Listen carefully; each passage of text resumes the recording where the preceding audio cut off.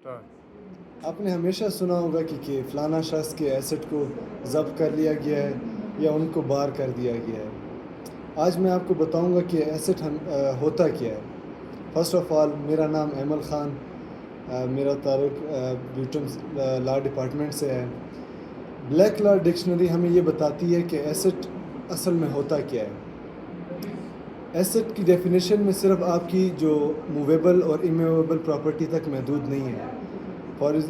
मिसाल के तौर पर मूवेबल प्रॉपर्टी में आपकी वो चीज़ें आती हैं जो लैंड से अटैच ना हो, जो कि लैंड से अटैच ना हो। उसमें डॉक्यूमेंट्स भी हो सकते हैं, गाड़ी भी हो सकती है, मुख्तलिफ़ चीज़ें आ सकती हैं। दूसरी तरफ हमारे पास इमूवेबल प्रॉपर्टी आती हैं, वो प्रॉपर्टीज़ जो अर्थ से ज़मीन से अटैच्ड हों, जिसमें ज़मीन हो सकती है, आपकी जायदाद हो सकती है, कुछ भी हो सकता है जो कि अर्थ से अटैच हो। मैं आपको एक रेफरेंस दूंगा कि एक केस का। उससे पहले मैं आपको बता दूं कि एसेट की डेफिनेशन में इसके अलावा भी एक चीज़ आती है जिसको कहते हैं रिसीवेबल अमाउंट। अब रिसीवेबल अमाउंट जो है उसमें सैलरी भी आ जाती है आपकी, जो एज अ एसेट काउंट होता है। हम एक जजमेंट को डिस्कस करेंगे जिसमें इमरान अहमद ख़ान नियाज़ी वर्सेस मियां मोहम्मद शहबाज शरीफ 2017 SC सुप्रीम कोर्ट 265, जिसमें जो डिस्क्वालिफ़िकेशन की गई थी मियां मोहम्मद नवाज़ शरीफ की, वो इस बेसिस पे की गई थी कि वो फ़ौरन दुबई में एक कंपनी थी जिसमें वो चेयरमैन थे बोर्ड ऑफ डायरेक्टर्स में। उनको एक सैलरी मिलती थी जो कि वो रिसीव करते थे। लेकिन जब कोर्ट ऑफ लॉ में ये आया honourable chief justice Asif Saeed Khosa के सामने, तो उन्होंने इस चीज़ को नोटिस में लिया।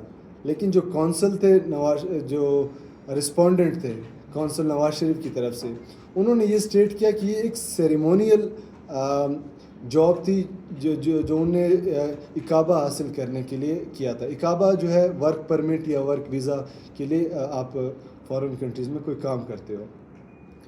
सेरेमोनियल जॉब को तो वो नहीं डिक्लोज़ कर पाए, पर जो ब्लैक लॉ डिक्शनरी के मुताबिक आसिफ सईद खोसा ने ये हमें बताया कि जो रिसीवेबल अमाउंट है, जो सैलरी है, वो भी आपके एसेट में आती है।